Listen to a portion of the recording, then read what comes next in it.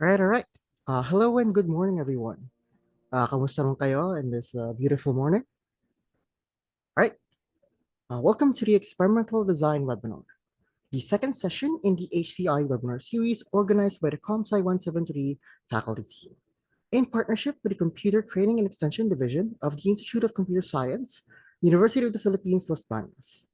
I am Iron Bismundo, an instructor from the Institute of Computer Science, and I will be your host for today.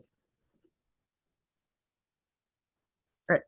To start, may I ask where you're from? I know that most of our participants today are computer science students from UPLB, but we would love to know more about our audience. Please comment in the chat box and let us know your school, university, or company, or where you're watching from right now. Right. Type lang tayo sa everyone in meeting and let us know where you're coming from right now.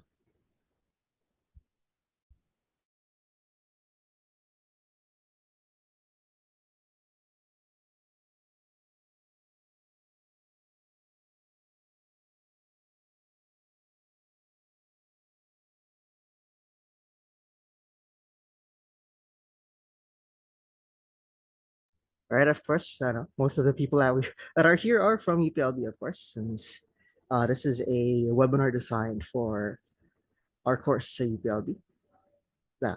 Habang naghihintay tayo, I'll give a quick background on why we are hosting this webinar. So, ComSci 173 is a human-computer interaction course taken by our BS Computer Science students. This course revolves around the design thinking process, which emphasizes that in order to understand a problem and create effective solutions, we must empathize, define, ideate, prototype, and evaluate iteratively. Iteratively. Apologies about that. One essential part of this process is determining if our ideas and prototypes truly solve the problem we defined. One way for us to achieve this is through the use of experimental design. So, the goal of this webinar is to equip you with the basic knowledge to design your experiments so that you can properly evaluate your ideas. Right. Sige, sino gusto pong humabol for just to see where our participants are coming from, aside from, of course, UPLB. If you're coming from a different school, university, campus, company, wherever you are, go ahead.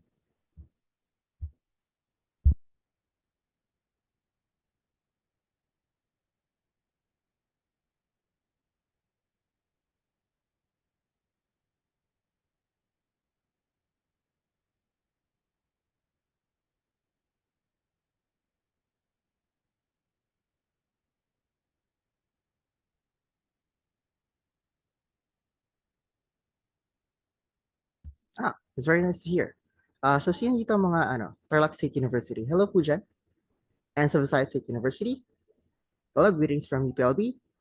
We're very happy sa 173 faculty team and the CTAD division to see participants from different places. We do hope that one of these days can visit us at UPLB. And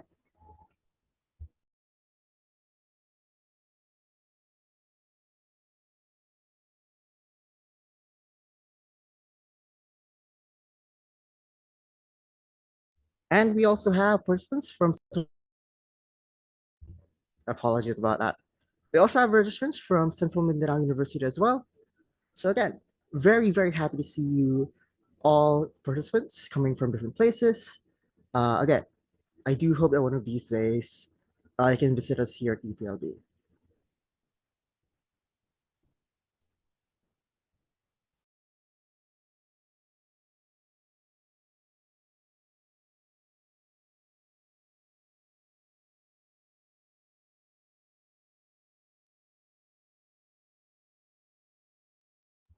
All right, looks like we also have some more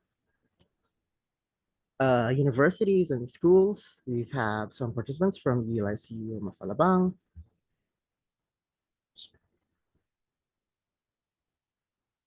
again from several state universities, Tarlac, Visayas, Central Mindanao University, from the Bureau of Soil and Water Management. Hello, hello, greetings.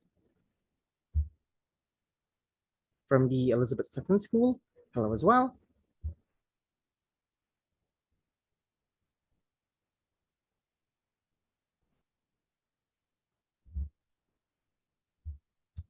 from the Iloilo Science and Technology University. Greetings as well from UPLB, City Government of Cabuyao. Hello, hello. Very near neighbors, City Government of Cabuyao. Hello, hello there.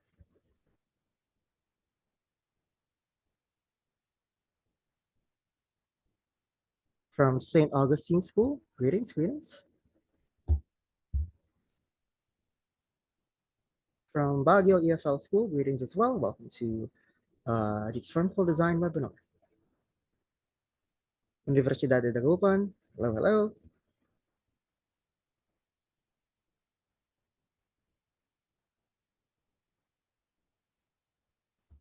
And as well from the USC FPRDI. Hello sa mga kapitbahay namin. Right? So it looks like that's most of it. Most of our participants, registrants, taking into account now. Right? So before we introduce our speaker, let us first hear a message from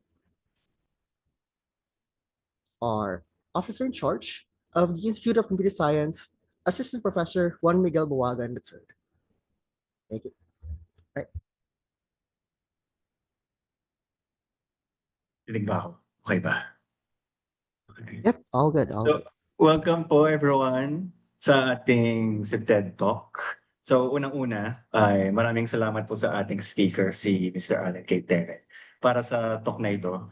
Bihira po itong nagkakaroon tayo ng speaker dito sa TED Talks na hindi po ComSci. So thank you, sir. Tapos, ito pong TED Talk, kung sa mga hindi po nakakaalam, ay obviously initiative po ng Computer Training Extension Division namin ng Institute of Computer Science, which is also headed by Sir Reginald Recario. So kung sinusubaybayan niyo po ito, medyo marami na po itong TED Talks for the past few years.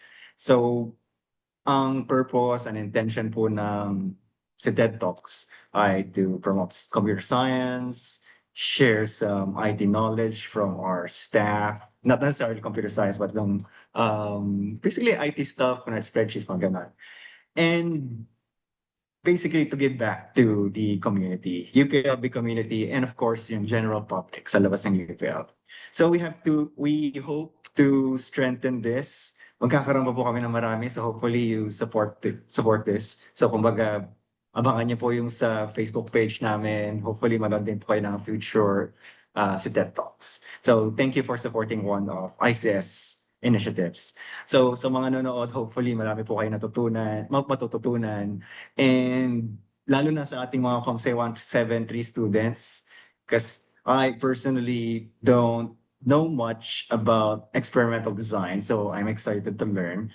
So sa mga ComSci 173 students, hopefully ma-apply nyo to sa klase nyo. May reaction paper daw mamaya. Nakausap ko Sir Ira. So, yan, dapat makinig kayo. So, yun lang. Thank you. I hope you learn a lot. Right. Thank you po, Assistant Professor Buwagan, for that inspiring message. I completely agree with Sir JM. Stay curious and excited, and don't hesitate to ask questions. With that in mind, during the session, feel free to send your questions using the Zoom Q&A platform, which you can find at the bottom of your screen. We will address your questions right after the talk. All right then, without further ado, it is my pleasure to introduce our speaker today. Mr. Alan K. Tarrant is an instructor at the Institute of Statistics, or INSAT, CAS UPLB. He graduated magna cum laude with a BA Statistics degree from the same institute. He is a member of the Philippine Statistical Association Incorporated and serves on INSAT's Research and Extension Committee. His research interests include structural equation modeling, social statistics, and time series analysis. He has also served as a resource speaker for several tutorial sessions on experimental design conducted by the Alliance of Statistics Majors, UPLB. Once again, let's give Sir Alan a virtual round of applause. All right.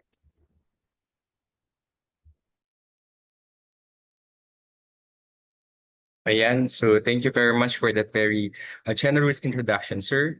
I'd also like to thank the Institute of Computer Science, through Sir Chamlek and Sir Dave, for considering me as a resource person for this session.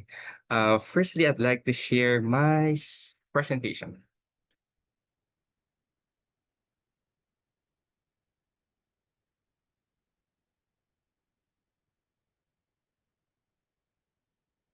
Ayan, kita na po ba yung aking presentation, sir?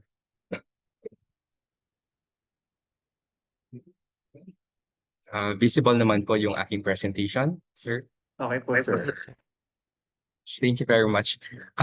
Again, good morning to our participants. I hope you are well rested during the weekend, ano?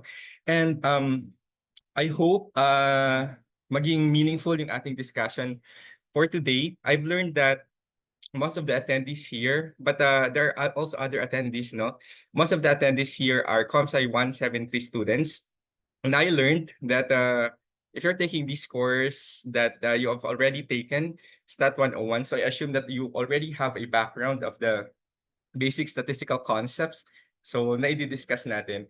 I just want to say that the discussion will revolve on choosing the appropriate test procedure. Hindi na tayo magdi-deal doon sa hypothesis testing, kung anong code ang gagamitin, because I know that these things are already available on the internet. It's just that the challenge really here is to choose the appropriate test procedure and to choose the appropriate experimental design for our study or for something that we are analyzing. So hence, my presentation is entitled Choosing the Right Statistical Test because Your Conclusions Matter. For this session, I'd be discussing several topics, so I hope ma-manage ko yung time. We're going to have a basic review of the types of variables and the levels of measurement, basic concepts in statistical methods and hypothesis testing, comparison experiments, ANOVA and its assumptions, and I hope abutan natin to, overview of factorial experiments. So, kung nandyan kayo, statistical methods is a blank. So, ano kaya itong nasa picture natin, no? I think yung mga participative na mga students ay makakauno ata sa ComSci 173. So, can I see your responses? Ayan, there are responses here. We have toolbox, we have tool. Ayan. Okay, you are all correct. Statistical method is a toolbox. Actually, when you check the list of statistical procedures in statistics from the basic to the most complex, napakadami nun.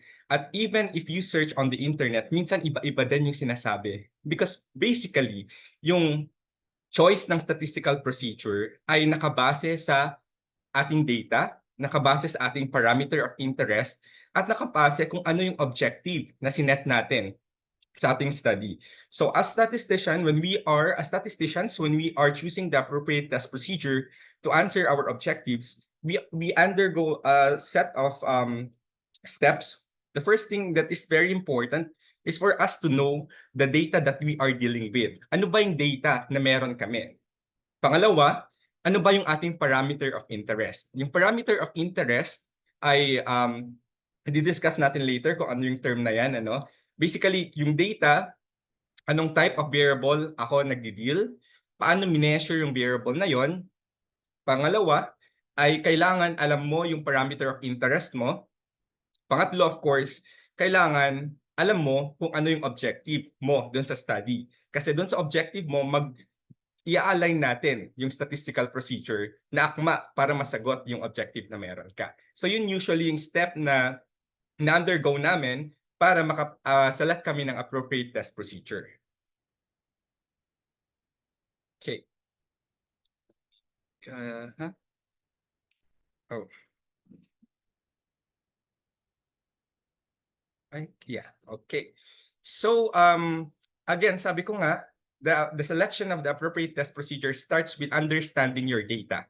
So kung meron kang data, alam natin na yung formal definition talaga, meron tayong dalawang classification ng data, the unstructured and the structured. But we have two types of variables, the qualitative and the quantitative variable. Qualitative variables are variables that take on names or labels and can fit into categories. So if your variable has categories, these variables are qualitative variables. Note natin that when your variable is qualitative, you cannot perform mathematical operations in them. Okay? The second type of variable is quantitative variable. These are also called the numeric variables kasi number sila, no? These are variables that represent a measurable quantity. Dito naman sa ating quantitative variable, pwede na tayong mag-perform ng ating mathematical operations in here, basically because these are numbers. So naka-classify lang talaga yung variable mo kung qualitative siya or quantitative. Now, there are 4 levels of measurement. Sinatawag siyang levels kasi may mas mababa at may mas mataas. Now, kapag qualitative yung inyong variable of interest, sa dalawang level of measurement lang siya nagpo-fall. By the way, yung level of measurement ay basically in layman's term, ito ay nag-indicate kung paano na measure yung variable na yon. So first, nominal. Kung qualitative yung inyong variable, it could be a nominal or ordinal. Nominal variables measured in nominal scale ay ito yung mga may labels. No, ito ay names or labels na walang inherent ordering. Ibig sabihin noon, pantay-pantay sila yung mga categories ng variable na yon.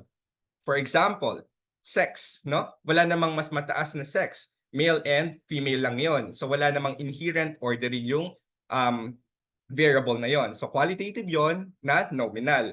Whereas kung ang mineasure natin ay highest educational attainment, starting from no education to graduate studies, merong ordering yon, ano? Yung levels ng educational attainment ay merong levels yon. Ang pinakamababa ay of course no education at ang pinakamataas ay graduate studies. So merong inherent ordering. So kapag ganon, label pa rin naman yan, right?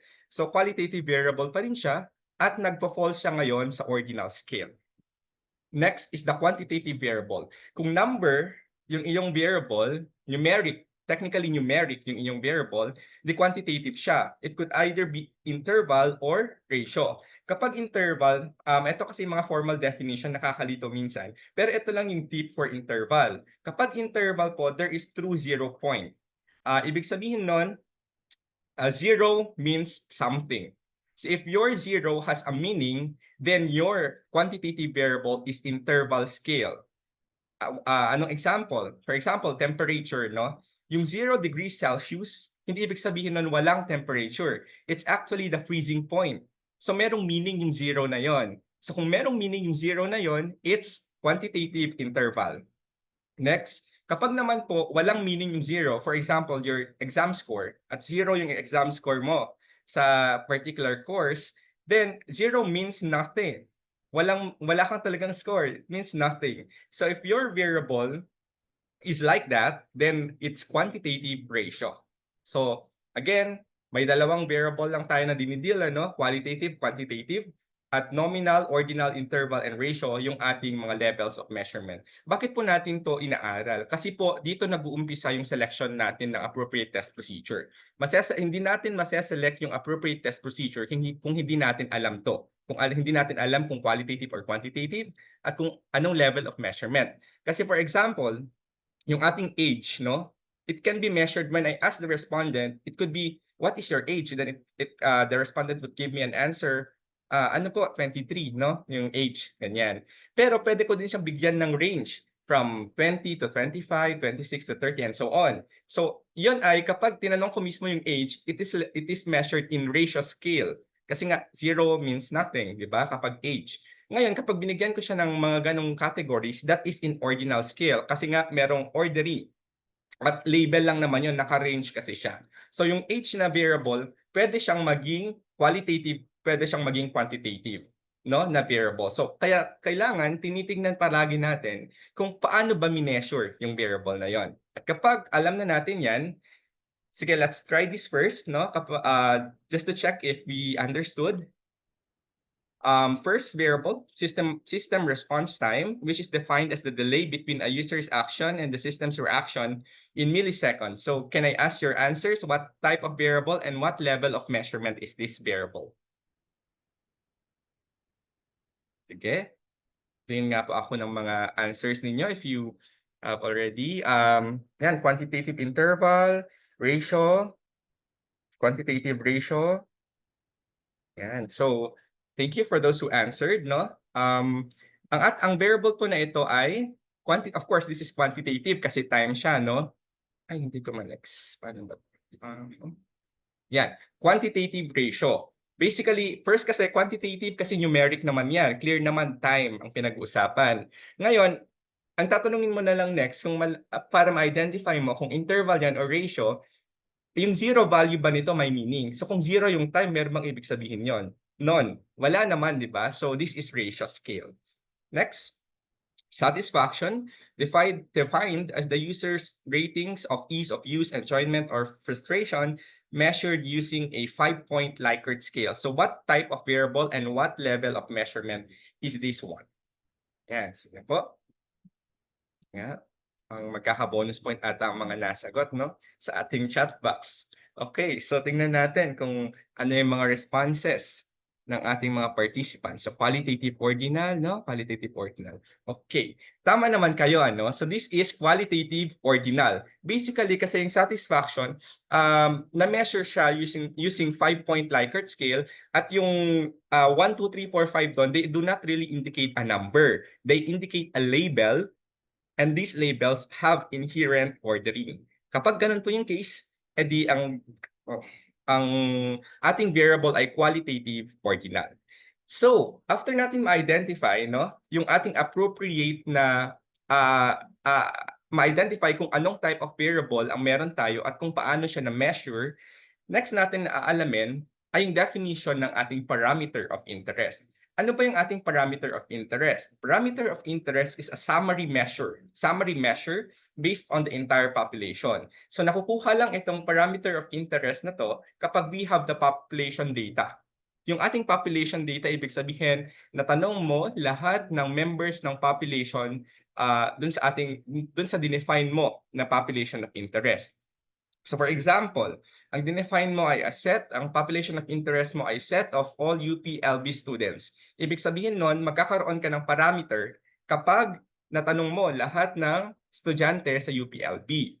Now, some parameters used in estimation and hypothesis testing are mu, or the mean difference, variance, and proportion. So ito yung mga common na ginagamit natin, di ba, kapag nagha-hypothesis testing tayo.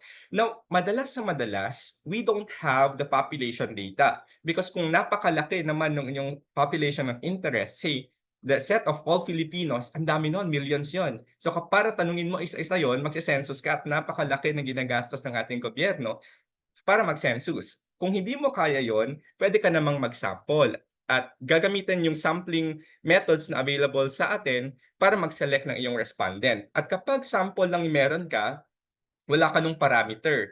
Ang nako-compute mo lang is the sample mean. Ito kasing mean dito is the population mean, denoted as mu. Meron naman tayong tinatawag na sample mean.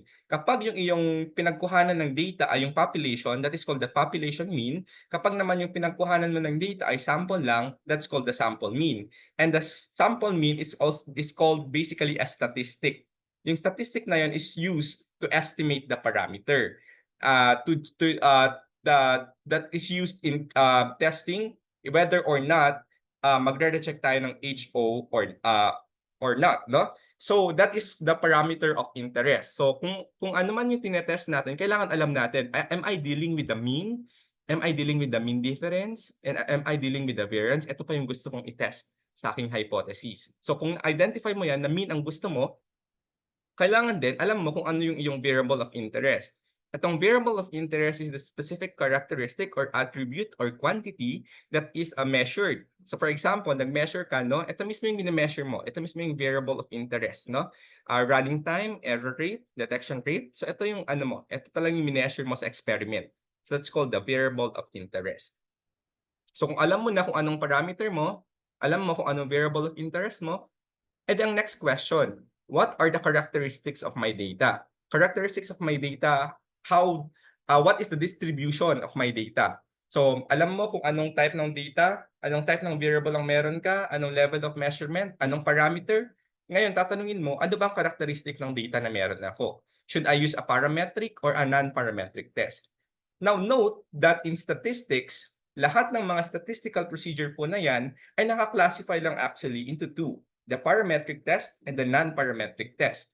And the parametric tests are statistical tests that assume certain characteristics about the population from which the data is drawn, while the non-parametric do not rely on specific assumptions. So basically, yung pagkakaiba nito, ang parametric test may mga assumptions tayong kailangan masatisfy for the valid use of this test. While for the non-parametric, walang kailangang sa assumption. Tinatawag din siyang distribution-free test. Now, etong mga assumption na to sa parametric, they include at least interval, dapat iyong level of measurement, nagpa-follow ng homogeneity of variance. Itong homogeneity of variance po na assumption ay ano lang to, parang equality of variance mo. So equality of variance lang siya technically. Normality of data, kung nagpa-follow ba sa normal distribution yung iyong data. Now, the question is, bakit ka gagamit ng parametric test na may mga assumptions ka pang kailangan gamitin? Bakit hindi ka na lang gumamit ng non-parametric? Mas madali, wala kang tinetest na mga assumptions. The rationale behind that is, parametric tests are more powerful than the non-parametric test, provided that all of the assumptions of the parametric test is satisfied or are satisfied. So, kung nasatisfied mo itong mga assumption na to, mas powerful na gamitin ang isang parametric test kumpara sa isang non-parametric. Yung power na sinasabi ko po, in terms of statistical theory, ito yung kakayahan ng test na i-reject ang HO or the null hypothesis when it should be rejected. Okay? So yung tinatawag nating power sa statistical hypothesis testing. So kung nakapili ka na, kung alam mo na yung level of measurement ng iyong data at least interval, yan, may dalaw ka na lang assumption na iti-check sa parametric para malaman kung gagamit ka ng parametric test or the non-parametric. It should have a homogeneous variance and the data that you have should be normally distributed. Now, gusto ko lang daanan to ng onte, yung hypothesis testing, remember that when we are doing hypothesis testing, we are setting a conjecture or statement about the population of interest. So yun po ay kapag nagsaset tayo ng hypothesis, yung statement na nilalagay natin doon ay statement about the population. Kaya kung symbol na yung symbol na ginagamit po natin sa hypothesis testing, they are called the parameter. So yung kung mean man ang parameter of interest natin, kailangan yung symbol doon ay mu, hindi dapat x bar. Kasi nga kung x bar, sample mean lang yan, So yan yung kailangan natin i-consider. But more than that, ang gusto kong i-emphasize po dito sa ating hypothesis testing, ginagamit lang po itong hypothesis testing kapag yung inyong sampling method ay probability sampling method. Ibig sabihin ng probability sampling method, binibigyan nyo ng pagkakataon ang bawat member ng population ninyo na mapasali as the respondent. So yun yung tinatawag nating probability sampling method. Particularly, ano po yung mga yon? Simple random sampling, stratified random sampling, cluster sampling. Yun yung mga common na ginagamit natin na probability sampling method. Kapag po ganun kasi, makakapag-inference tayo. Bakit po ba tayo nag-hypothesis testing in the first place? Kasi nga po, gusto nating mag-generalize for the whole population given the sample that we have. So ang pinaka-goal ng hypothesis testing, lagi po nating tatandaan, ay mag-generalize for the whole population gamit yung sample na meron tayo. Hindi ka pwedeng mag-generalize kung non-probability sampling method yung ginamit mo. So for example, purposive sampling. Ano pa ba yung mga non-probability snowball, yung mga may referral system, ganyan. Kapag non-probability yung sampling method na ginamit mo, you cannot really make inference. And when you cannot make inference, it is not valid for you to do the hypothesis testing. So yun yung isang point, kailangan probability sampling method yung ginamit mo. Pangalawang point, kapag po nag-obtain ka ng complete information about the population, for example lang nag-census ka or talagang na-survey mo lahat ng UPLB students, hindi na kailangan na magkaroon ka pa ng hypothesis testing. Kung meron ka ng complete information about the population of interest, hypothesis testing is no longer necessary. Kaya kung mapapansin niyo kapag nagse-census, yung mga p-values dyan na generate ay hindi na ini-interpret talaga. Kasi you already have the complete information about the population. Ang goal nga ng hypothesis testing is to mag-generalize, di ba? Based on the sample. You don't have the sample. You already have the complete set of information about the population of interest, basically because you obtained information on all members of the population. So, kailangan probability sampling at hindi mo kailangan mag-hypothesis testing kung nag-census ka. or complete set of information yung in-observe mo sa iyong population of interest. Now, we have two, the null and the alternative, no? Ito ay complementary. So, alam naman natin na opposite lang sa dalawa, yung null hypothesis and alternative hypothesis. Yung null hypothesis po natin is a statement of equality, and alternative hypothesis is the statement of claim. Kung ano yung claim, napupunta po siya doon sa alternative hypothesis. So, ito yung mga common conventions lang doon. Okay, so siguro mag-proceed na tayo sa dun talaga sa experimental design, ano? Kasi ito yung isa sa importanteng bagay na pag-usapan natin, kasi hindi basta-bastang nag-experiment lang tayo, no? We are following certain principles, at kailangan sa experimental design alam natin kung paano ba mag-conduct ng valid na experiment. Because kung nag-experiment ka at hindi mo na-follow yung mga principle na 'to, makakakuha ka pa rin naman ng mga numbers diyan, 'di ba? May mga data ka pa rin. Pero kung hindi valid yung iyong experiment, anong silbi ng data na meron ka? Valid ba yung mga estimate na mapo-produce mo later on? So yun yung palaging question. Sa amin, it's not always a question of do you have the complete data? So ito, sige, run natin sa software. Madali lang naman i-run yan eh. Pero ang importante, na-follow ba natin yung mga principles for us to say that our experiment or experiments are valid? So first, I'd like to introduce to you the concept of observational studies versus experimental designs. Now, observational studies, in observational studies, units are observed in normal environment that they exist. Ibig sabihin nun, normal environment, walang control, walang ginagawang intervention ang researcher. Ino-observe niya lang kung paano yung mga bagay-bagay sa isang normal environment. At the same time, there is no random allocation of experimental units to treatment levels. Note that hindi ka dito nagra-randomly hindi ka nag-a-apply basically ng iyong mga treatment. You're just basically observing the normal environment. Yung term po na experimental unit dito, these are units where we apply our treatment. So example lang, yung iyong treatment ay yung gusto mong kasi i-compare, di ba, different kunwari lang, different applications na dinevelop mo. So tatlong applications 'yon. Ang treatment mo doon ay application, at ang treatment level mo ay yung mismong application na application A, application B, application C. Now, if you want to determine if this significantly affect yung iyong response variable, say ano bang mga response, parang running time or kung ano man yung gusto mong i-measure. Kung saan mo in-apply yung mga treatment levels mo na yon, kunwari pinagamit mo sa tao, para gagamitan nila on a set of in a controlled environment, yun yung mga tinatawag nating experimental units, kung saan mo in-apply yung treatment mo. Sa medicine po kasi ang ginagamit madalas yung treatment, di ba, na term. But in your case, as somebody in the computer science field, ang definition nyo ng treatment ay yung mga software ninyo, yung mga solutions na ginawa ninyo, yun po yung definition nyo ng treatment dito. So kung observational, walang mga random allocation na ginagawa. Ngayon, ito na po yung sa experimental design. Units are observed in a highly controlled environment. Why highly controlled? Because we don't want other factors affecting the result of our experiment. If we just want to know the effect of a specific software on the test score of a certain student, then kailangan walang ibang factor na nakakaapekto dun sa result na yon. Kaya kailangan ng researcher na i-control yung ating environment in experimental design. Now, in this opposite to the observational, ang experimental design po ay may random allocation. So ina-allocate natin randomly yung ating mga treatments dun sa ating mga experimental units. So in the context kanina, ina-allocate mo yung mga solutions or applications mo doon sa mga estudyante. Randomly allocated siya. At ginagawa yon using random numbers. So that's the difference between observational and experimental. Now, these are the key concepts naman in experimental design.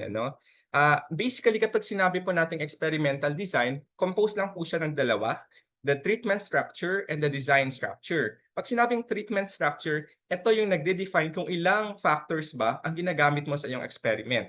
So, it could be a single factor, it could be factorial, kapag kasi factorial, you are considering already 2 or more na factors. It could be a fractional factorial, no? So, ibig sabihin ng treatment structure, basically, ilang treatment ang in-apply mo.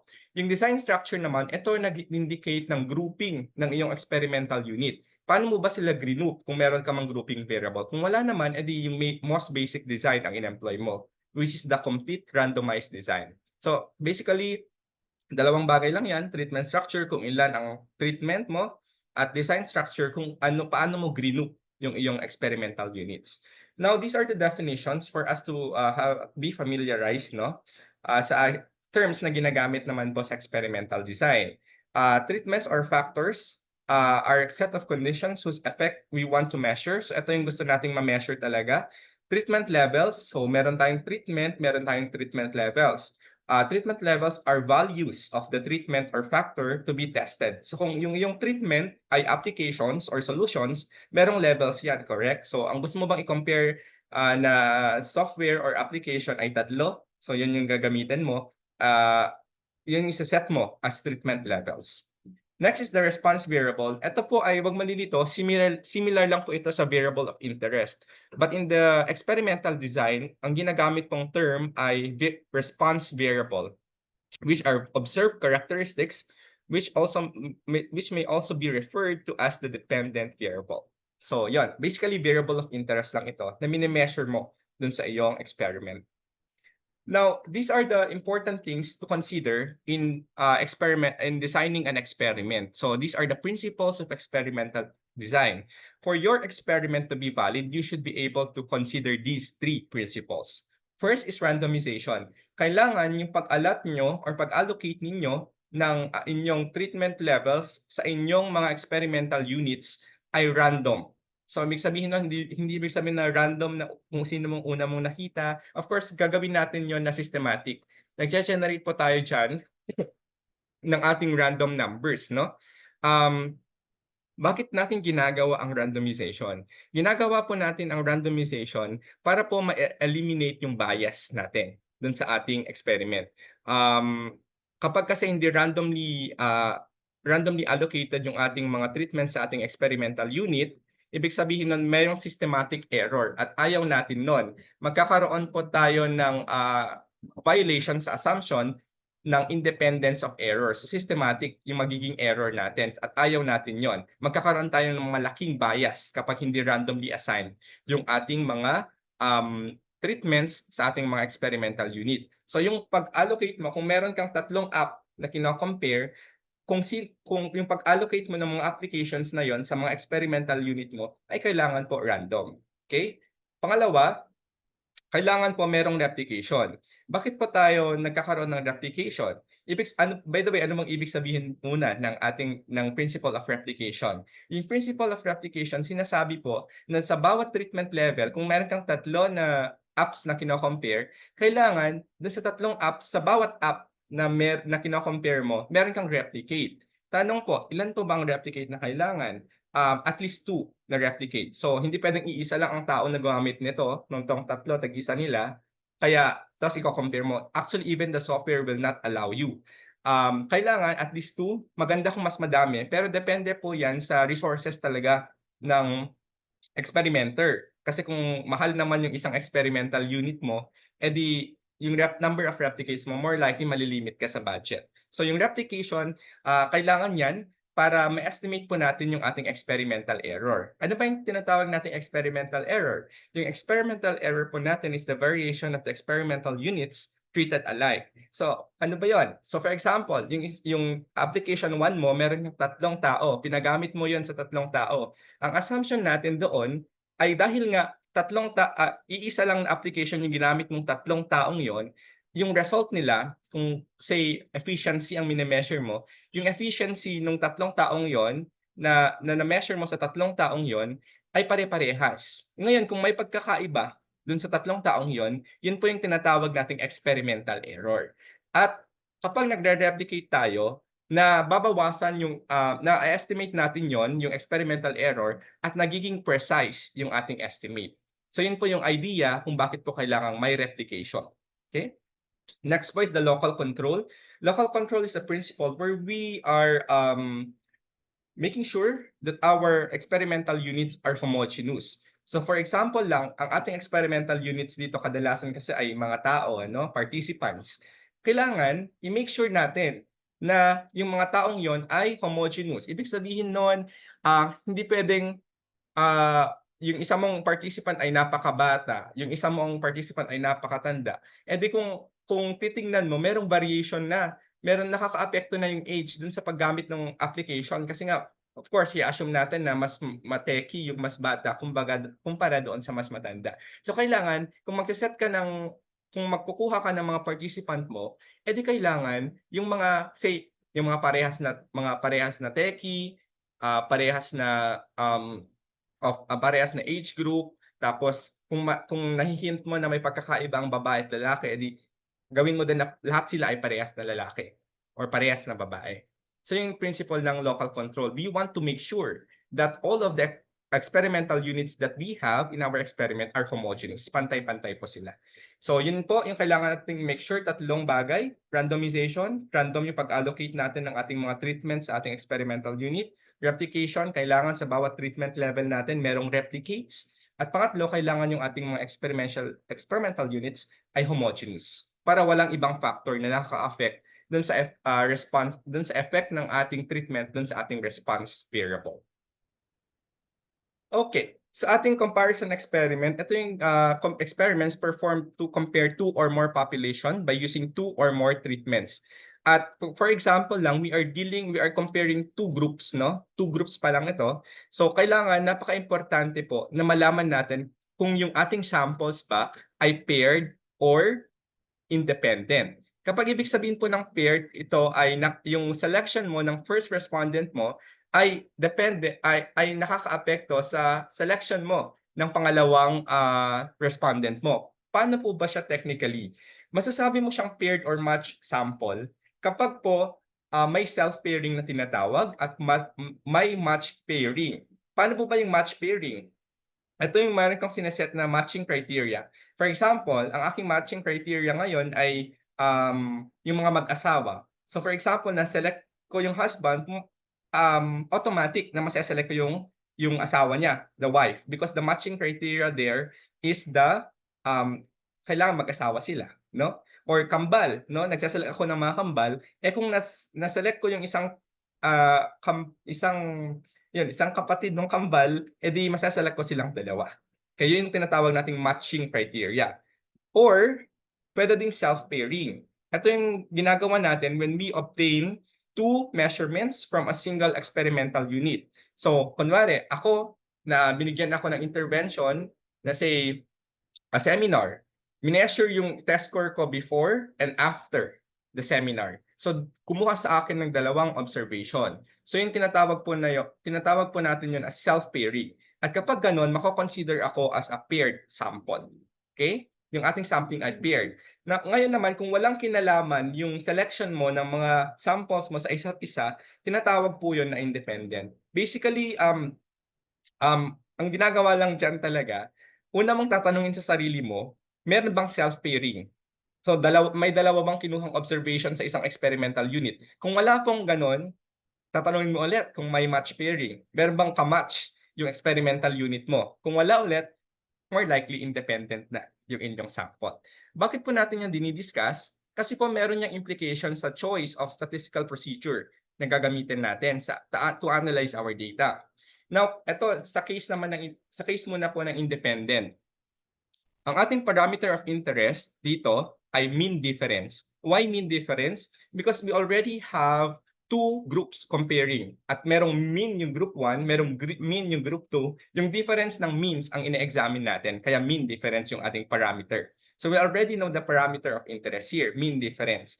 Now, if our population variance is known, then we use the z-test. Nagiging known lang naman po yung ating population variance if we have the population data. But most of the time, sabi ko nga sa inyo kanina, wala sa atin yung ating population data because it's very difficult to obtain information for the population or about the population.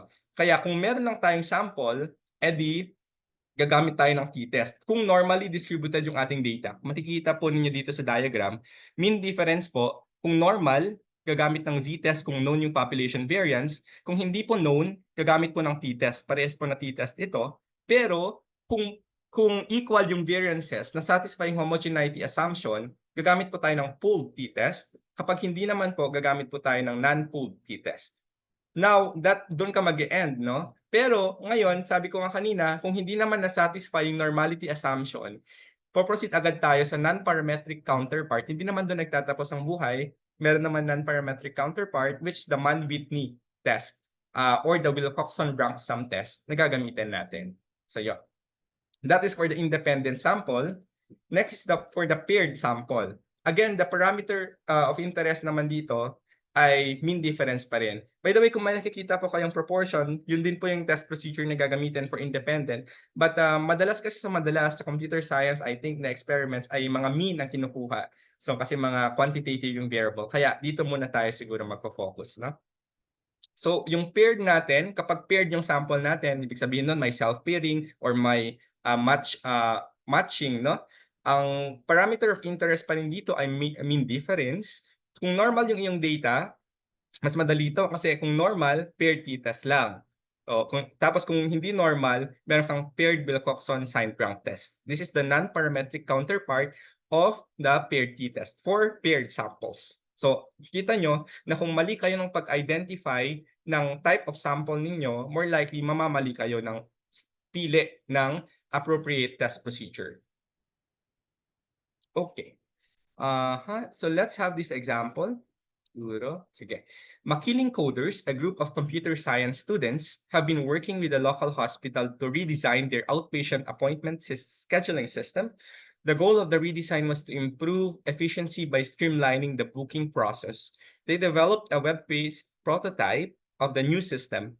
To evaluate the efficiency of the redesigned system, they conducted a comparative usability study with 20 randomly selected participants. Each participant performed a set of standardized tasks using both the old appointment system and the new prototype. The time taken to successfully complete the tasks was recorded. Test if the average completion time using the newly developed appointment system is significantly different from the old system at 5% level of significance. And our definition of difference here is new minus old. So, firstly, yung tanong ko po sa inyo, anong type of sample ang meron tayo sa ating example? So can you chat in our chat box kung anong type of sample ito? Meron lang tayong dalawa, right? We have the related or related or paired, tapos meron tayong independent. Okay. Ayan. So tama kayo.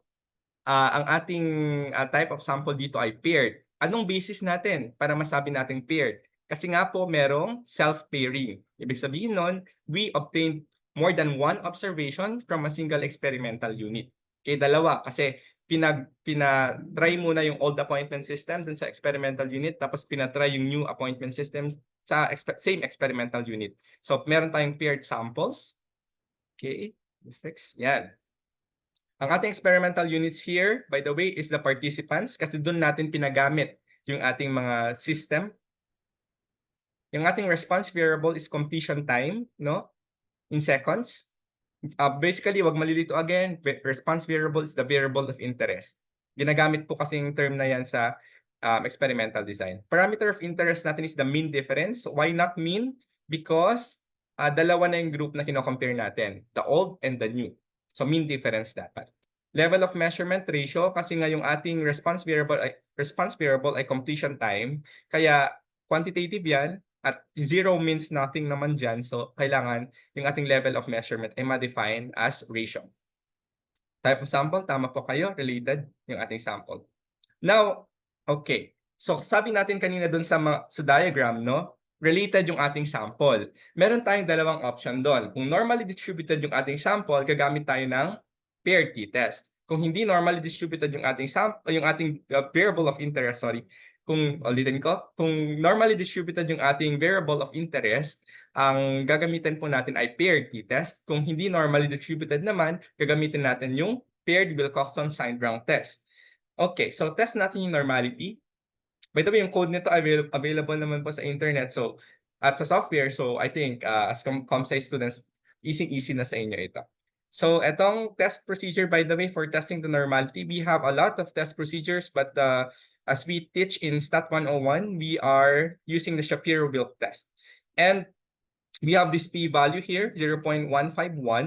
Ang gusto po natin palagi kapag normality testing yung ginagawa natin, mataas po yung p-value. Mataas in such a way na greater than the alpha siya or greater than 0.05 kung yung iyong alpha ay 0.05 para masatisfy yung normality. Kasi ang HO po niyan ay the data follows normal distribution. Tapos yung HA niyan ay the data do not follow normal distribution. Kaya kailangan mag-fail to reject tayo ng HO para masabi natin na normally distributed yung ating data. At mataas naman yung p-value dito for the Shapiro-Wilk. Kaya ang ating interpretation ay normality assumption is satisfied. Now, since the normality assumption is satisfied, what appropriate test procedure should be used? Can you chat in our chat box? Yan, correct. We are going to use the paired t-test. Okay, tama. The appropriate test procedure, okay. The appropriate test procedure is the paired t-test. So, nakita niyo yung progression, in-identify ko muna yung variable of interest ko, the level of measurement ko, tapos saka ko, nung nalaman ko yung type of sample, saka ako nag-test ng normality. So, step by step talaga siya. Ano? Next.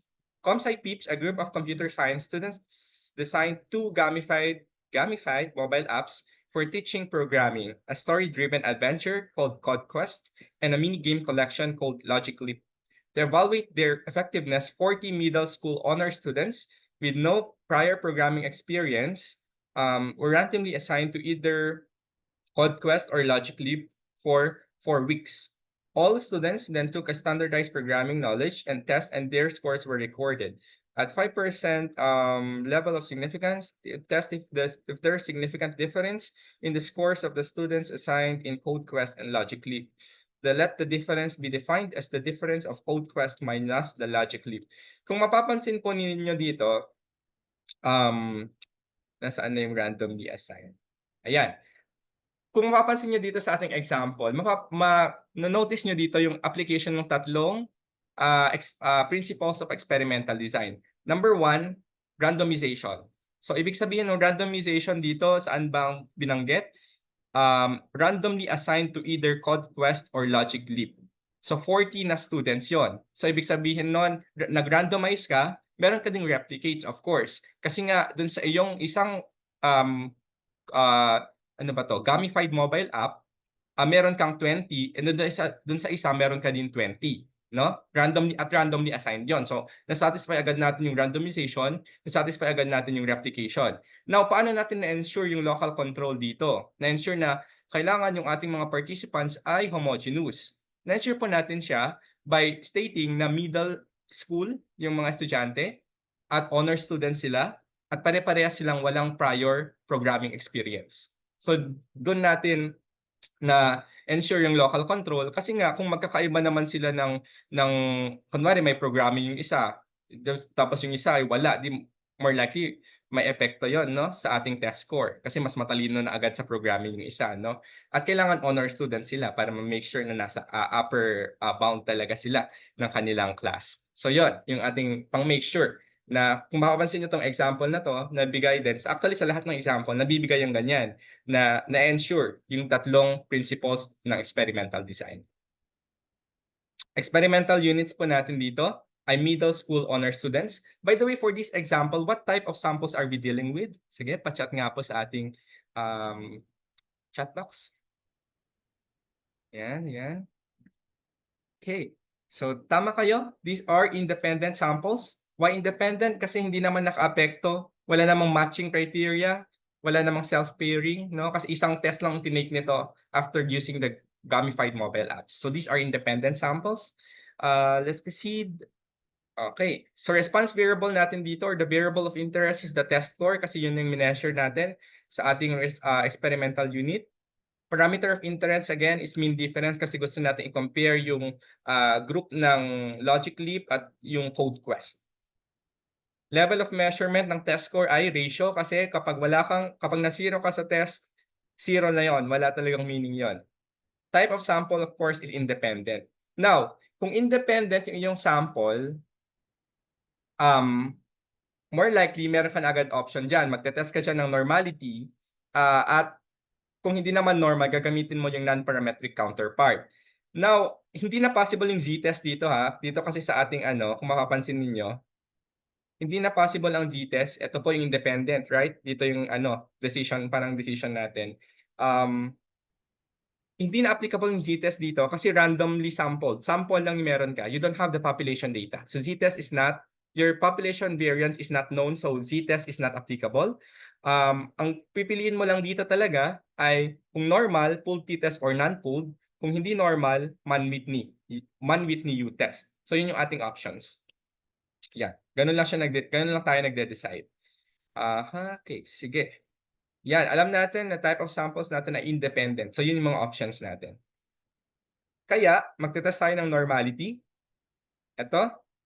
So, with p-value, itong Shapiro-Wilk p ang gagamitin natin dito, guys. So, ang ating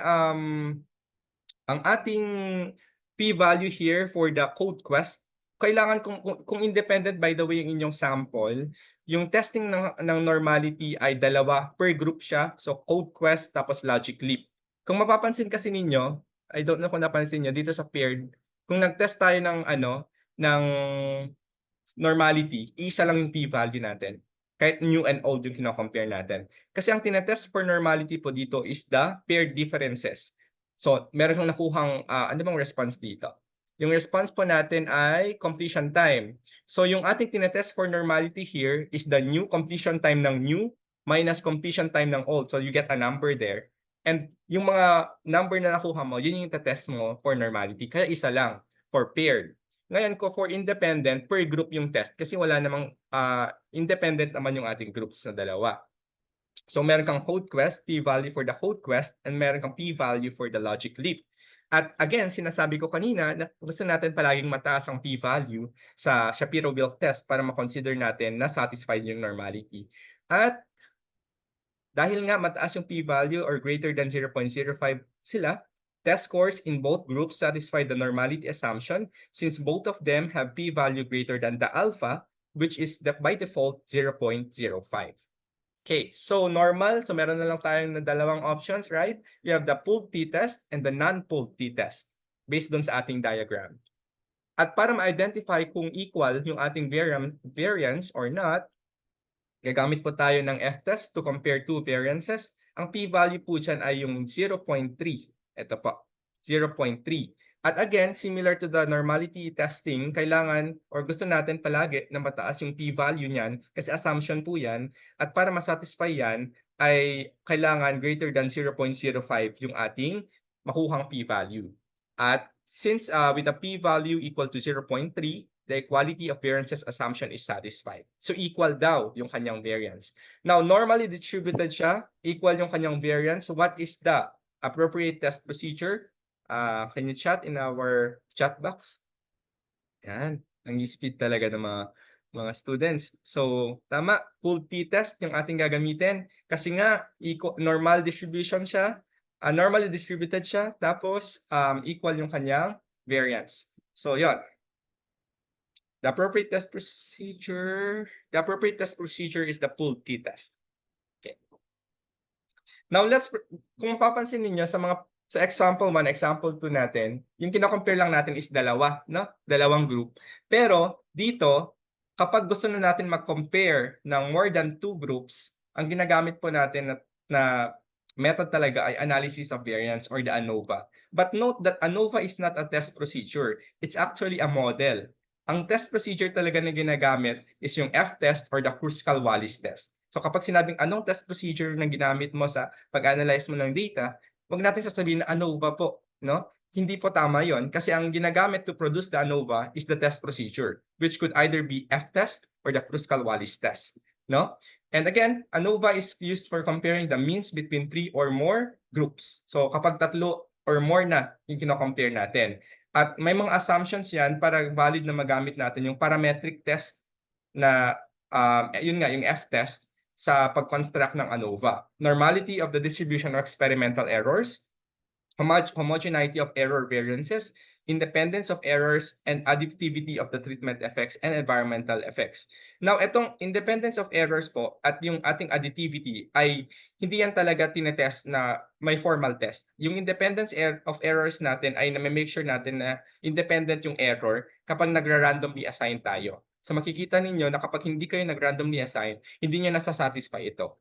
Hence, hindi kayo pwedeng gumamit ng ANOVA using F-test. Okay? Of course, yung additivity, kailangan din na walang ibang factors. Ito yung nasa conduct na talaga ng experiment. Walang ibang factors na naka-affect dun sa effect ng treatment mo sa iyong response variable. So, itong dalawa lang talagang tinetest natin dito, normality and homogeneity. At pinag-usapan po natin dito is the experimental error. Palagi yung error yung tinetest natin for experimental design. Now, I have here, again, a table. Dalawa lang naman memorize natin, no? Kung normally distributed ang ating data, we're going to use the ANOVA, kung nasatisfy yung assumptions for ANOVA, ang gagamitin natin is ANOVA using F-test. Pero kung hindi naman, we have the ANOVA using Kruskal-Wallis test.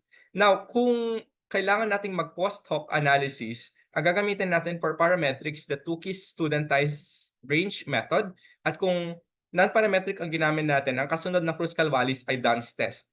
Bakit po ba, kailan po tayo nagpa-post-hoc analysis? Nagpa-post-hoc analysis po tayo kung significant yung result natin dun sa F-test or Kruskal-Wallis test. Hindi tayo nagproproceed dito sa Tukey's at saka sa Dunn's kung hindi naman significant. Kasi di ba, kung significant yung kunwari, ANOVA using F-test mo, ang magiging conclusion mo ay at least one, there's sufficient evidence to say that at least one of the treatment levels significantly affect the response variable. Yun yan. So, at least one. So, para malaman kung aling pair talaga yung significantly different, edi magpo-post-hoc ka. Yun po yung idea ng post-hoc analysis. Let's have this example. Cybergene Systems, a cutting-edge computer manufacturer, is developing new voice recognition software and wants to compare the accuracy of 4 different algorithms: Synapse, Quantum, Vector, and Apex. They are particularly interested in how well the algorithms perform in noisy environments. To ensure a fair comparison, 80 male participants of similar age and all fluent English speakers were recruited. 20 participants were randomly assigned with an algorithm. So, ibig sabihin, again, na-ensure na naman dito, ayan, meron pa pala, pero na-ensure na naman dito na meron yung tatlo na principles ng experimental design. First is nag-randomly assign sila ng mga participants sa ating algorithm, or it could be the other way. The algorithm is randomly assigned to our participants. Number 2, replication, kasi nga sa bawat treatment level natin, Synapse, Quantum, Vector, and Apex, may 20 na male participants, totaling to 80, no? Kasi 20 sa bawat level ang inassign. Next, local control, make sure na yung iyong mga participants ay homogeneous. Ibig sabihin, pare-parehas silang lalaki, similar age, kailangan pare-parehas silang fluent English speakers. So yung tatlong experimental principles of experimental design dito na observe. Kaya valid yung ating experiment. Each participant then provided voice input at the same period by reading the same line of text while exposed to a standardized level of industrial noise. The word error rate, representing the percentage of words incorrectly recognized, was measured for each of the participants. Ang treatment natin dito is the algorithms.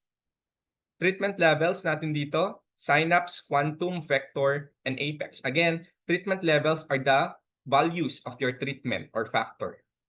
Response variable, ito po yung measure, word error rate. Experimental design, again, nasabi ko kanina na kapag sinabing experimental design, it's always composed of the treatment structure and the design structure. Yung treatment structure po dito ay yung single factor experiment, yun po yung single factor, yun po yung treatment structure. Yung CRD po dyan, which is complete randomized design, ay yun po yung ating design structure. Basically, itong CRD po or complete randomized design, sa experimental design, ito po yung pinaka-basic na design. So wala kang grouping na ginagawa, wala kang blocking na ginagawa. At mahabang usapin kasi ang mga design structure. So we have complete randomized design, randomized complete block design, or the RCBD, LSD, and some others. At pwede po kayong, we have Stat 162 in Instat offering the course. So pwede nyo po yung i-consider taking if you are interested with experimental design. Pero basically, yung sinasabi ko po, kapag experimental design is always composed of the treatment structure and the design structure. Ang treatment structure po dito ay single factor experiment. Tapos yung CRD po, yan po yung design structure. Okay, that is the experimental design. Okay, at sabi natin kanina may 4 na assumptions doon na nasatisfy naman yung independence of errors at yung additivity, no? Ang tetest na lang talaga natin ay normality at homogeneity of variances para magamit natin yung F-test or ANOVA using F-test. So normality of errors, mataas po yung p-value niyan. So normally distributed yung ating data. Homogeneity of error variances, yung p-value is equal to 0.292. So nasatisfy po yung ating homogeneity of error variances assumption. So basically nasatisfy yung 4, no? So since nasatisfy po yung 4, ang appropriate test procedure is ANOVA using F-test. So yeah, ganun po natin siya ina-analyze. Remember, nag-ANOVA lang naman tayo kung 3 o mahigit pa yung mga treatment levels na kino-compare na natin. Now, for our example 4, a city is evaluating 3 crime reporting apps, Citizen Safe, Report Now, and Crime Watch Connect, to determine the most user-friendly and effective design. 60 residents are divided into 3 groups of 20, each using 1 app to report a simulated crime. Following this, participants complete a 5-point Likert scale satisfaction survey ranging from very dissatisfied to very satisfied.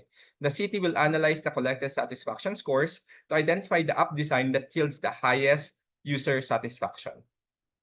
Now, what is our treatment here and its levels? Our treatment and its levels are, yung treatment po natin is the apps kasi yun yung pinagamit natin sa mga citizen, no, or sa mga resident. At meron siyang levels, Citizen Safe, Report Now, and Crime Watch Connect. So yun yung ating treatment levels. Yung ating response variable is the satisfaction score and range siya from very dissatisfied to satisfied. Etong satisfaction score na to, anong level of measurement ito sa ating example? So can you chat in our chat box kung anong level of measurement ng ating, ayan. Okay, tama. Ang ating response variable ay measured in ordinal scale. At alam niyo po, kapag ordinal scale, in theory, hindi talaga yan normally distributed. Okay? Kapag nag-measure kayo ng mga satisfaction na naka-ordinal scale, hindi po yan normally distributed. Kaya nga kapag hindi at least interval yung ating data, hindi na tayo nagtetest ng normality. Kasi kung ordinal yan, automatic yan na hindi normally distributed. At kapag hindi normally distributed yung ating data, ano pong appropriate test procedure ang gagamitin natin given na magko-compare tayo ng 3 groups? That is correct. So ang ginagamit po natin is ANOVA using Kruskal-Wallis test. So that is the non-parametric counterpart of the F-test. So yan. And our experimental design here is single factor experiment pa din in CRT. Kasi isang factor lang naman kino-consider po natin dito, which is the app. Okay? At meron siyang levels na 3. Okay? That is for the ANOVA using Kruskal-Wallis test. Proceed naman tayo sa mas level up, no? Factorial experiment. An experiment wherein 2 or more factors na yung kino-consider natin kasi ang experimenter ay nagsususpect na merong interaction effect yung mga factors to be used in the experiment. There are different types of or kinds of factorial experiment. First is 2-factor factorial. So from the name itself, 2-factor. No, 2-factor factorial, 3-factor factorial, and n-way factorial. So kung ilan yung factor na kina-consider mo. Consider natin yung example na to para may idea tayo kung ano yung factorial experiment na tinatawag. So Dustin, a computer scientist, is trying to optimize the performance of a newly developed sorting algorithm. He believes that the choice of data structure and the pivot selection strategy significantly influence the algorithm's running time. To test this, he selected 2 data structures, array and linked list, and 2 pivot selection strategies, first element and random element. He then conducted trials where each unique combination of data structure and pivot selection strategy was tested 4 times in a controlled computing environment. The running time of each trial is measured in milliseconds. So kung mapapansin po ninyo dito sa example natin, meron tayong dalawang factor, data structure and pivot selection strategy. At yung data structure natin may dalawang level, array and linked list. Yung ating pivot selection strategy naman ay merong first element and random element. Kung mapapansin niyo sa mga single factor experiment, kaiba to. Kasi ito dalawang ano na to dalawang factors na yung kino-consider. At sa analysis part, combination na ng treatment ang ina-examine natin. Sige, let's see. So yung ating factor A and its levels ay data structure, array, and linked list. So yan, alam naman natin yan yung nauna. And factor B and its levels, pivot selection strategy, first, and random. Okay. Response variable natin dito is the running time in milliseconds.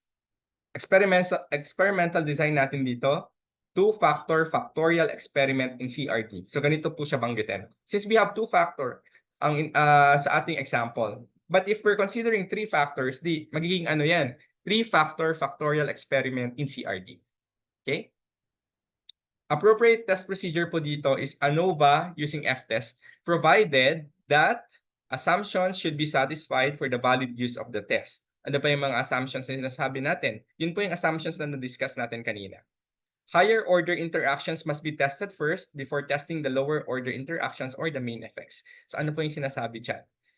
Okay, firstly, bago tayo mag-deal dun sa interactions na yon, i-define muna natin kung ano yung treatment combinations natin. Yung ating factor A ay may level na dalawa, yung ating factor B ay merong level na dalawa. So we have 4 treatment combinations defined here. Array first, array random, linked list first, and linked list random. So yung 4 na yon.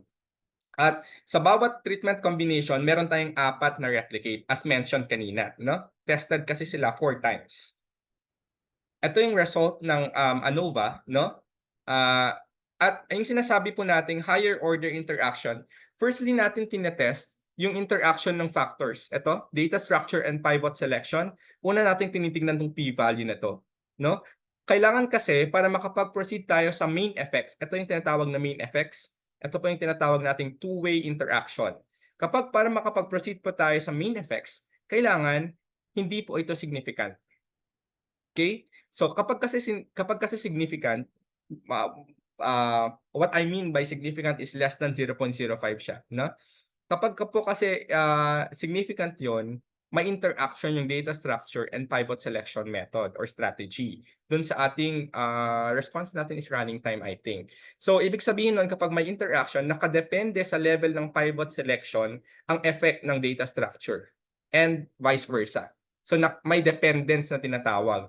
Kung mayroon namang dependence na yung dalawang factors natin, edi hindi na valid na tingnan pa kung significant yung effect nito. Kasi nga yung effect nito, data structure, ay nakadepende na sa level ng pivot selection. So merong interaction. That is the case kung significant. But in this case, hindi naman po significant kasi greater than 0.05 yan. So walang interaction na nangyayari sa dalawang yan. Kaya pwede pa tayong mag-proceed sa main effect, which is data structure and by pivot selection method. At since two-way interaction is not significant, the p-value is equal to, which is where the p-value is greater than equal to 0.974, which is greater than the alpha, then we proceed to testing the main effects. The main effects po na sinasabi ko dito ay yung mismong effect na nung separate na factors na kina-consider natin. At meron pa tayong pwedeng 3 factors. Pwedeng 4 factors. Pwedeng maging complicated ng very light kapag dumadami yung ating factors. But basically, ganyan yung step. Hindi ka mag-proceed sa main effect kung significant ito. But since hindi ito significant, then mag-proceed tayo. So mag-proceed tayo. Data structure, meron siyang significant, no? Kasi less than 0.01 yan. May significant effect siya sa running time. At yung pivot selection strategy ay may significant effect din po sa ating running time kasi yung p-value niya ay less than 0.001. So that's how you do the factorial experiment in CRT. Sabi ko nga, meron pa rin pong ibang usapan pa rin yung RCBD, LSD, no? Mga ibang design structure. But ito po yung parang kumbaga basic na kailangan nating malaman when we are dealing with factorial experiment. And that's all for my presentation. These are the references I used to prepare for my slides. I'd like to answer your questions already. I'm prepared to answer your questions. Thank you very much for listening. All right. Thank you very much, Sir Alan, for sharing your knowledge with us on evaluation design to test our prototypes. I hope we are all inspired and eager to test these prototypes ourselves. Yan. So, medyo recap. As sabi ni Sir Alan kanina, we need to know what our data is, what our parameters and variables of interest are to determine what statistical tests are available to us. And it's important for us to know what we can do with the data we collected, what analysis we can do with it to control what kind of conclusion we can make given the analysis that we've used. Right. We'll be giving a link and a QR code for the feedback form that we sent to you at the end of the session. For our COMSI 173 students, a second form for attendance will also be given later on. Okay, now let's move on to our Q&A session. If you have any questions about a topic, please send them to the Zoom Q&A chat box below. Ayan. Sige. Sagot lang po kayo sa ating Q&A chat box and we'll read these questions for you para masagot natin siya. Wag lang, wag kayong mahiya. Please utilize this opportunity as they say. Okay. May tanong po si Sir Iram since di siya kapag-input sa Q&A, but I have a question. All right. Hi, sir. Just to clarify yung terms used. Are treatments or factors similar to independent variables? And are the response variables also the dependent variables? Second, can you confirm also if the paired type of samples is also within subjects, experimental design, and if independent types of sampling is for between subject design? Yun lang po. Okay. Thank you very much po for that. First question, are the treatment or factors similar to independent variable? In terms of what they do po in the experiment, yes, they are called, they can be considered as the independent variable kasi sila po yung nakakaapekto sa ating mga response variable. And also, the response variables are the dependent variables. So ito po yung naapektuhan ng ating mga treatments. Next is, can you confirm also if the paired type sample is also within subjects and if independent type of sample is between subject design? Now, ito pong within and itong within or between, ano? Yung between po kasi, ginagamit ng mga terms ito sa ANOVA actually. Kapag yung ating source of variation ay between subjects, ito po yung tinatawag nating variability among the variability due to the treatment. Kapag naman within is variability due to the experimental error. So kung makikita po ninyo dun sa ANOVA, no? Meron tayong unang column doon, source of variation. Ito pong call this between or among, minsan among ginagamit, di ba? Among or between, ito po yung source of variation due to the treatment. Okay? At yung pangalawang row doon sa first column, yung tinatawag na within, yun naman yung experimental error na tinatawag. So, usually po yun yung sa basic stat, yun yung ginagamit na term. Pero sa experimental design po, ang ginagamit talaga namin ay variation due to the treatment para clear na agad na treatment yon. Tapos variation due to the experimental error. So sabi ko nga kanina, ang experimental error po ay yung variation of experimental units treated alike. Kasi 'di ba, parang kung treated alike naman yung mga experimental units mo, binigyan mo naman sila ng pare-parehas na application, ang assumption ay pare-parehas yung response variable nila. Yung responses na makukuha mo sa kanila. But since there are differences, that is accounted as the experimental error. So yun po yung dalawang source of variation na linalagay natin sa analysis of variance. Thank you very much po for that answer. Lalagay ko na rin po yung text po ni Sir Adam as well. Right. So again, to those who want to ask any questions, again, feel free to send your questions through the Q&A chat box. All right. So here is a question from an anonymous participant. Curious question, sir. What are the statistical methods or tests used for data that do not use random sampling? Okay. Now, sabi ko nga kanina, when we do not employ probability sampling methods, ibig sabihin po ng hindi random sampling, no? Papasok siya. Meron kasi dalawang classification yan, probability sampling method and non-probability sampling method. When your sampling method is not random, papasok po siya sa non-probability sampling method. At ibig sabihin nun, we cannot make inferences for the population. At dahil nga po hindi tayo makapag-inference, hindi tayo mag-hypothesis testing, hindi tayo gagamit ng p-value. But again, let's go back to the objective. Ito yung mineasure mo at nakuha mo yung mga observation mo gamit yung non-probability sampling method. Say purposive ka, no? Nag-purposive sampling ka lang. Madami naman na pwedeng i-apply. Say, kung gusto mong mag-test ng association, pwede pa rin yun. Pwede ka pa rin mag-test pwede ka pa rin mag-model. But the thing here, kapag hindi po probability sampling method yung ginamit nyo, hindi nyo valid na ma-interpret yung p-value. Sa output kasi merong mapoproduce pa rin yun na p-value, tapos merong estimate, correct? So, in this case, yung magnitude lang at yung direction, yung makikita ninyo. Hindi nyo na pwedeng i-interpret yung p-value kasi yung p-value po, ginagamit lang yan to generalize for the whole population. It's not possible for you kasi nga non-probability yung ginamit mo. Nakadepende pa rin po yung test objective, pero ang point ko lang po, hindi po pwedeng gamitin yung mga p-values to make valid inferences. Right. Thank you very much. So, tama po, no? It's usually on the realm of you can't make an inference pag Yes. hindi probabilistic ang yung sampling method po. Right. Sige, next question. Paano po pag hindi pure experimental design? For example po, hindi na-randomize ang treatment allocation because of pre-existing ang groups. Like for example, class sections in high school, pero bias ang sections dahil may honor section and etc. Hindi na randomize ang Hindi randomize ang treatment allocation because of pre-existing yung groups nila. Like for example po sa class section sa high school na meron pong honor section. Usually po, kaya ng sabi ko, sa assumption ng ANOVA, meron po doon independence of errors. At para ma-address po or ma-satisfy yung assumption na yun, kailangan randomly assigned yung ating mga treatments doon sa ating mga experimental units. At kapag po hindi tayo nag-randomly assign, hindi po natin yun masasatisfy, meaning to say hindi rin natin magagamit yung ANOVA using F-test or basically ANOVA. Kasi nga po hindi po na-satisfy yung assumption na yon.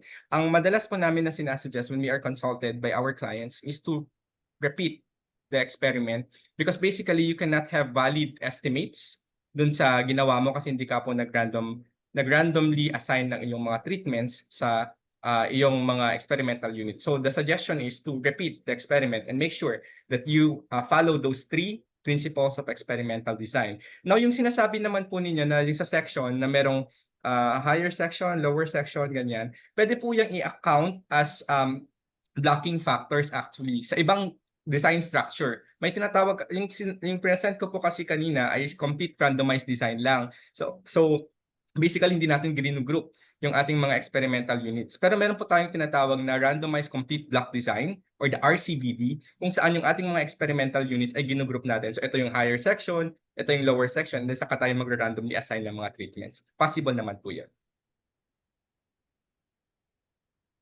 All right. Thank you for that question. Sige, may mga questions ako that will relate to me through DM or through a direct message. So first off is this. For example, I am working on a 2-factor factorial experiment. Possible po ba na quantitative ang isa sa mga treatment? For example, age. Should I transform it to categorical? Or may test po ba na pwedeng gamitin if this is the case? Okay. Sa pagkakagets ko po, no, sa 2-factor factorial po, you're considering 2 factors and then 1 is age, correct? Tapos parang gusto ninyo na mag-analyze the data using 2-factor factorial. Okay. Kapag po nagse-set tayo ng levels ng ating mga factors, more likely qualitative kasi siya. So kung yung age ninyo ay naka-quantitative, you can actually naka-ratio kasi yan eh. Yung age ay ratio scale. Ibababa mo ngayon yung kanyang level of measurement. Gagawin mo siyang ordinal. So basically, para mag-group po yun, i-rearrange mo siya. Tapos yun, then you analyze. That's possible. You can do it ordinal and then the usual analysis. I see, I see. Extra question lang po, galing sa akin.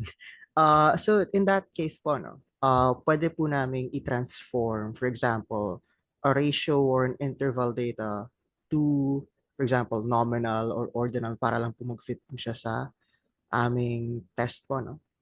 Pwede po Yes yung po. pababa. Okay. Yes po. Pwede po nating actually lower down. Ang hindi lang pwede ay kapag nanggaling siya sa nominal, papaakyatin mo sa ratio or interval. Hindi po yan pwede, or Okay. ordinal paakyat. Pero ang pwedeng pababaan. In this case po kasi, yun yung kinakailangan para ma-analyze natin yung data in a two-factor factorial experiment, no? Binababa natin. But generally, ang suggestion po ay hindi, kung mataas na yung level of measurement mo, hindi suggested na binababa mo siya. But for the Mhm. interest na ma-analyze mo siya using a two-factor factorial analysis, experiment analysis, pwede po yan. Okay. Understood po. All right. Another question po, again from the DMs. How do we analyze po a questionnaire with multiple questions? Let's assume, say, siguro scale questions po. Per question po ba ang pag-analyze, or are there any other ways po ba to analyze it as a whole? This is a Likert scale po, and Mhm. may I know if the questionnaire measures a certain latent construct, or magkakaparehas ba yung mini-measure nito, or magkakaibang variable? Yan. Wala. Okay, same for daw Mm-mm. po, for example. Okay.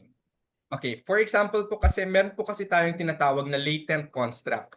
Kaiba po ito sa mga observed variable na meron tayo. Yung latent construct po or latent variables are variables that we cannot directly measure. For example, ay happiness. You cannot directly measure happiness. So they are called latent constructs, no?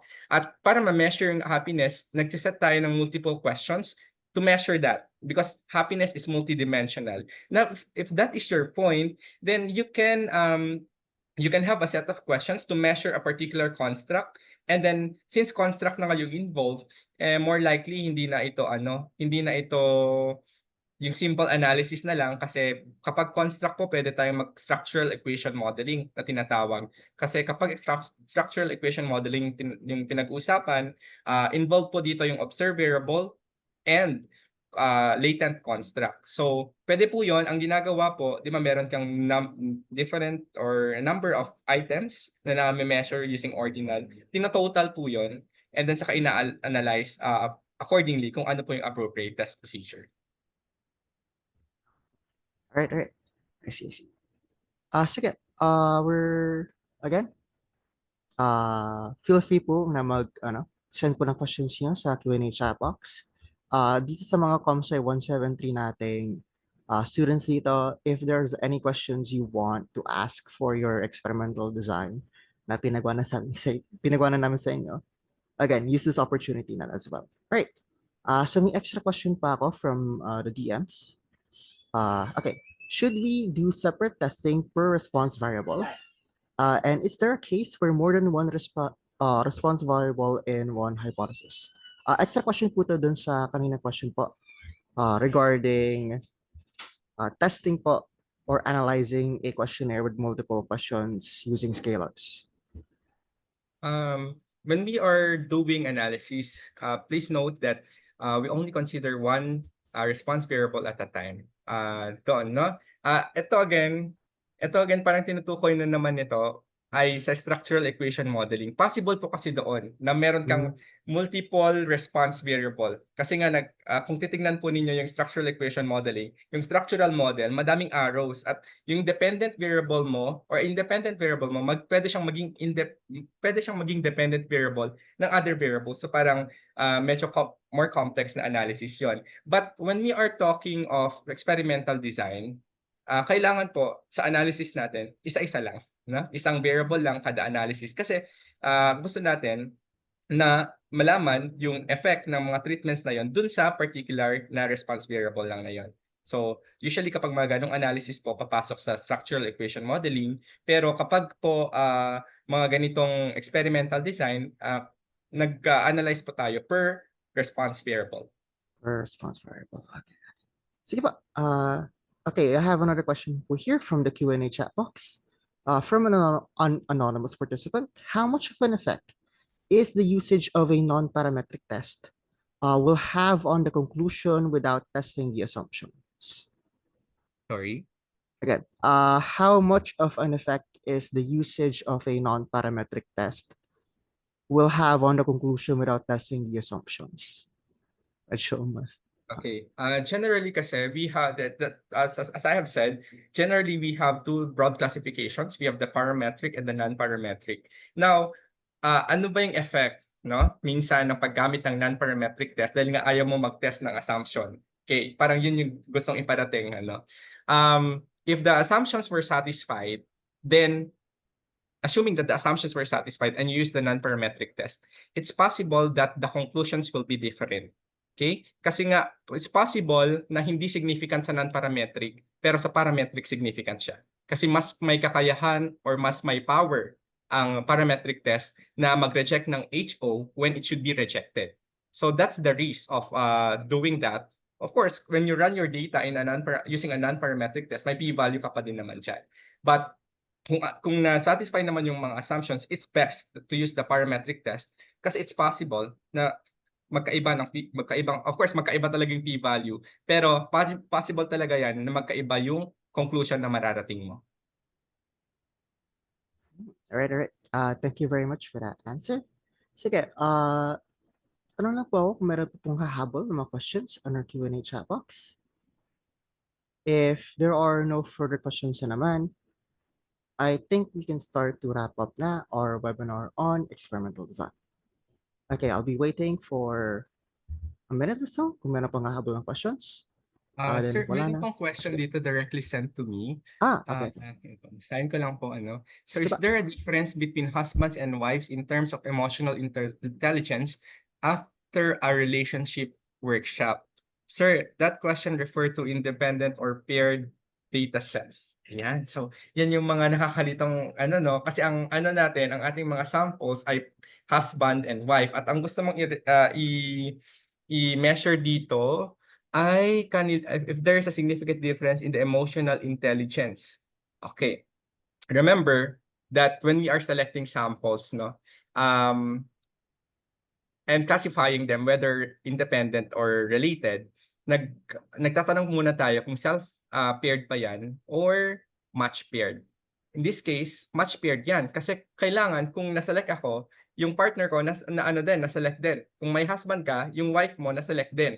At ang gusto mong i-compare ngayon ay kung may significant difference yung kanilang emotional intelligence. And still, that is related samples kasi nga hindi mo naman pwedeng i-partner yung isang husband sa isang wife, no? So that's still a related sample, and then you can test if the although I'm thinking in this case kasi parang ang gusto mong malaman husbands and wives in general. Parang gusto mong malaman kung in general yung husbands, yung parang male and female kumbaga, no? Parang male and female, but in this case you have a matching criteria because husbands and wives, so they should be married individuals. So as a statistician naman, titingnan ko to, meron kang husband, meron kang wife. Kung magsasample ako as a statistician, parang bakit pa ako, kunwari, ito yung husband na na-select ko, na-randomly select ko. Of course, na-select ko na yung wife niya. Kasi nga po, nandun na eh. Siya na yung mabilis na kunin na respondent. So, kumbaga, as a stat, makikita ko ito as a related sample pa din. Pero kung ang objective mo ay kumbaga, sabihin natin na wala kang ganun na ginawa sa experiment mo, no? Kumbaga, nag-select ka ng husband, hindi mo sinelect yung wife, it could be an independent sample as well. Okay, depende kung meron kang self-pairing again at kung meron kang matching. Pero kung sa stats in practice, edi kung naselect ko yung husband at meron siyang asawa, of course, saselect ko yung asawa niya para mapapadali yung data collection ko. So maging related yon. Pero kung hindi naman ganun yung ginawa mo, magiging independent siya. So may implication pa rin yan sa pipiliin nating test procedure. So nakadepende din talaga sa kung paano mo kinolect yung inyong mga samples. All right. Thank you very much. So, talagang nagiging na rin po, no? Factor na rin po yung choosing of what sample. Yes, Sampling method yung ginawa nyo dun sa whether it is matched or independent po. All right. So, here's another question po. I think Pwede na po tong last question unless wala na talagang hahabol pa. Okay. Sir, thank you po for your informative talk. I'm curious lang po since I'm working on an optimization experiment. Although I do want to randomize po yung lahat ng treatments ko, meron po akong isang factor that I cannot randomize po due to constraints of time. What would be the possible intervention po kaya to improve my experimental design? Okay. This is parang sa amin po ito 'no, parang sa response surface methodology na siya pumapasok because there's already the concept of optimization and, hindi na-randomize yung isang factor. That means that due to constraints po sa time 'no, due to constraints sa time, ah, okay. Actually, I don't want to give a definite answer right now kasi parang, hindi ko kasi ma-imagine pa yung experiment, kung ano yung ginagawa dun sa experiment. But, of course, if you present the experiment, and of course kailangan i-follow pa din yung mga yun at yung implications nga nun, yung independence ng errors pa din ang magiging problema mo na hindi masa-satisfy yung mga assumption na yun. So, more likely mava-violate mo yun at hindi ka nga puwedeng gagamit. So, when we are designing experiment, talagang medyo ano siya, medyo again, yung mga resources talaga natin i-exhaust talaga natin. So my suggestion as a stat is to perhaps exhaust all possible resources to ensure that the factors are randomly assigned. But the implications of the non-randomization of allocation of the treatments, um, I'm not sure as of this time yet because this involves response surface methodology. But that would be my suggestion if I'd answer that. Parang you exhaust all possible Mhm. resources that you have. All right, all right. Thank you po for that question. All right, so that would be the end of our Q&A session. Due to time constraints, sadly, di na namin masasagot lahat ng questions nyo. If meron kayong pahabol, we will take note of them. If you have any further inquiries for our speaker, you may contact Sir Alan via the email address displayed on the screen. All right. So now I would like to present this certificate of appreciation to Sir Alan Kiteren for sharing his expertise as a resource speaker for the TED Talks Evaluation Design held online on the 28th of April, 2025 at the University of the Philippines, Los Baños College, Laguna. Signed by Assistant Professor Reginald Neil C. Recario, Division Head, Computer Training and Extension Division, and by Assistant Professor Juan Miguel J. Bawagan III, Officer in Charge, Institute of Computer Science. Once again, let's give our speaker a round of applause. All right. We'd also like to invite Sir Reg and Sir JM for picture taking for the presentation of the Certificate of Appreciation. Right.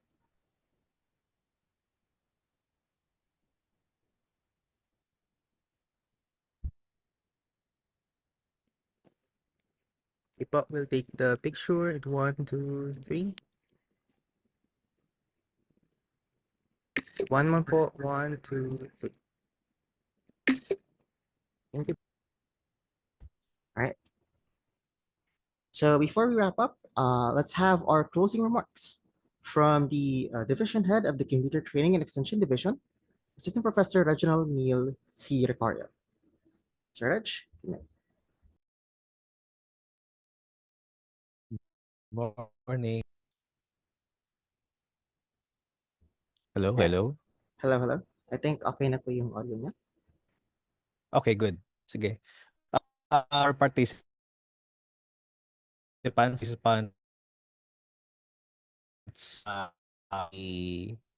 173 course and also some other participants for attending.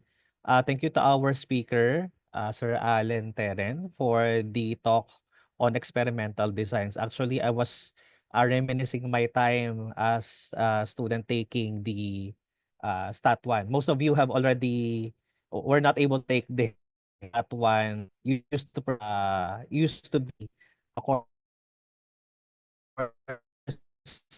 Yun, ano, so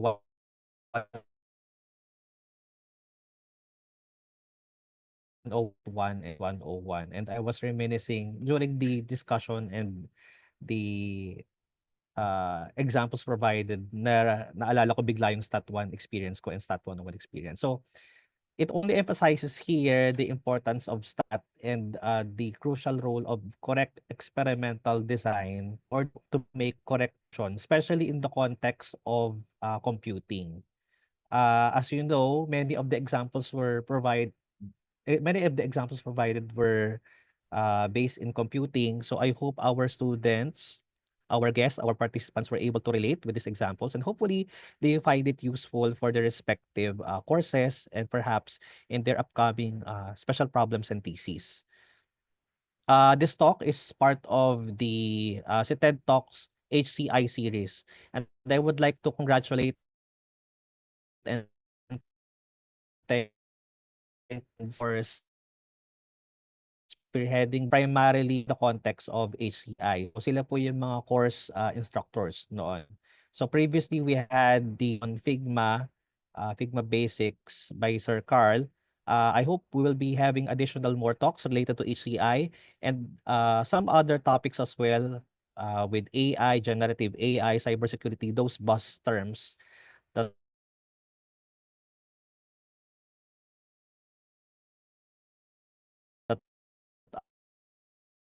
are roughly 2 hours of talk and question and answer. Maraming salamat po.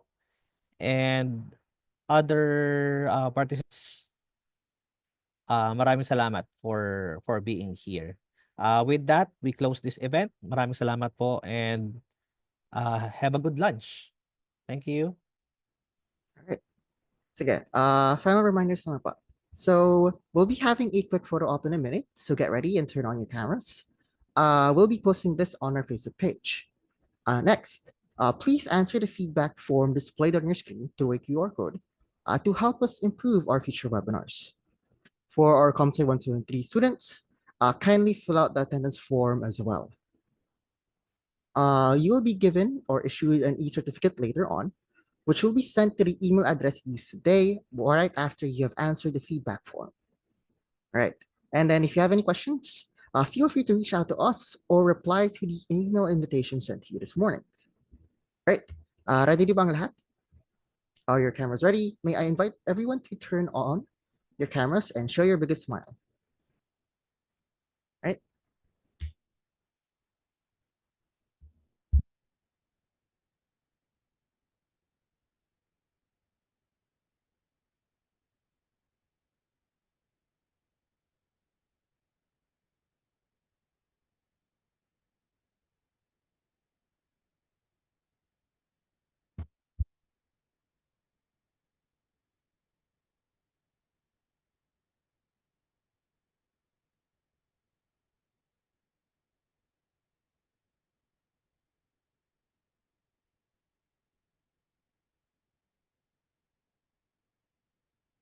Give some time. Sinaset lang po yung pagkuha po ng photo op. Give us a bit.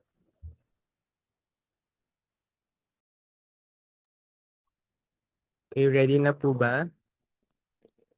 Okay, 1, 2, 3. Okay, one more, second panel. 1, 2, 3. And last one. 1, 2, 3. Okay, thank you. All right. So once again, this is Sir Iron. And on behalf of the ComSci 173 faculty, with Ma'am Myla Anacleto, Sir Carl Ancana, and Sir Jamlek Iron Gojo Cruz, and the SITED community members, that'd be Sir Perico Dionisio, Sir Jamlek Iron Gojo Cruz, Sir John O'Neill Jeronimo, Sir Ariana Sildo, Sir J. M. Bawagan, Sir Prince Aragones, Ma'am Marge Paterno, and of course, Sir Reginald Ricario, and shoutout po kay Sir LK Laktuan.